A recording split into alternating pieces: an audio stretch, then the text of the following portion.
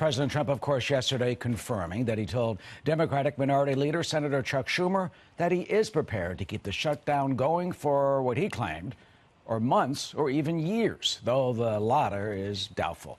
And as he raises the possibility of invoking presidential powers to declare a national emergency in order to get that wall built, what are those powers invested in the chief executive? And does the president really have to wait for Congress to fund it, something the Democratic House is refusing to do? Our first guest attended yesterday's Rose Garden news conference. He is Reuters White House correspondent Jeff Mason.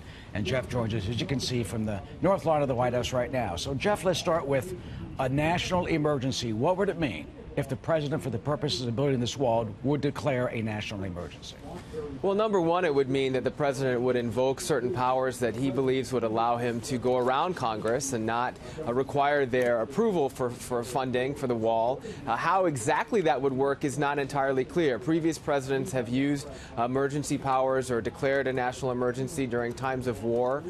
Clearly, that's something that the president is thinking about because he addressed it in that press conference yesterday. But how exactly it would work, I'm not in a position to say. Yeah, I mean, they've also been used for, economic issues, for oil and for other supports and price supports and this sort of thing. Let's take a look at 2 points of the law, as has been pointed out, that gives the president this type of power.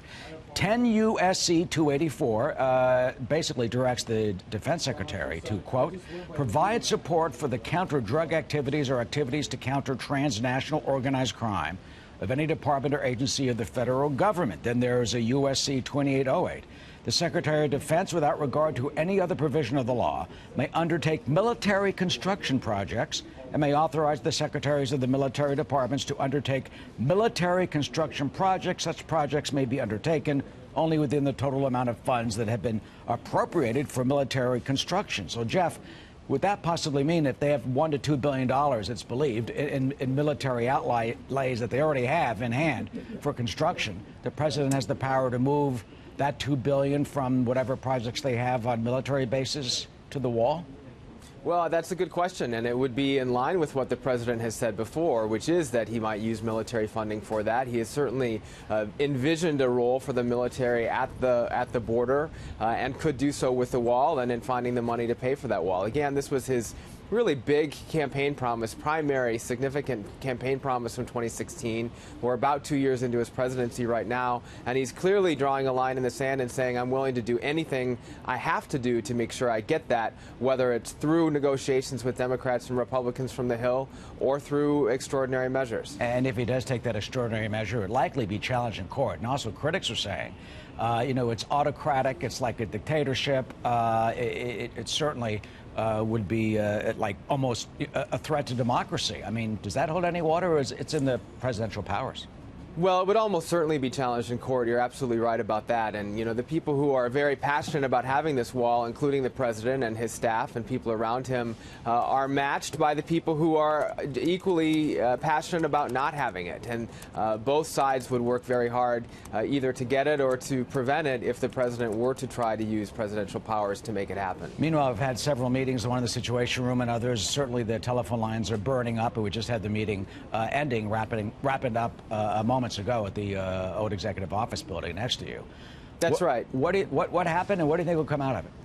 Well, we're not sure what's happened because no one is, at least the White House officials I've reached out to, haven't come back with any particular details on it yet. We saw who was involved in the meeting, Vice President Pence leading those talks, as well as the acting chief of staff, Mick Mulvaney, Jared Kushner also along.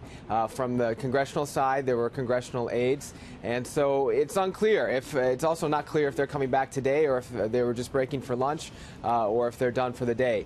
Bottom line is, if they're going to find a compromise, we expect it to be somewhere between that $1.3 billion that Democrats have already offered for border funding versus the $5.6 billion that the President Trump says he needs to build that wall. Whether or not they're able to find a compromise on that figure, somewhere in between, that's the million-dollar question, or the multi-billion-dollar question right now. Exactly. I mean, what do you think will happen? How can they thread that needle? I mean, the Democrats, will they say, well, it's a fence, they don't want a wall, or the president can then claim whatever it is, the barriers with the slats, that would be a wall. Here we're showing video right now with the vice president, followed by Jared Kushner there, leaving that meeting, obviously, in some discussions.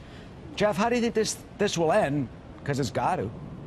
Yeah, and I wish I knew the answer to that. I think that they will continue to talk. There's no question about that. Both sides have said they don't want the government to be shut down. But the president, of course, saying that it could stay shut down as long as years. He's only got 2 years left in his term. I think it's pretty hard to imagine that the government would stay shut down that long. But that's his way of saying, I'm really serious about this. Democrats, on the other hand, are serious about it as well. Nancy Pelosi has just become Speaker of the House, and she and her caucus don't have an incentive to change what they think is a critical issue, and that is to not give funding to this wall, which, as she has said in the last few days, she does not consider a moral issue.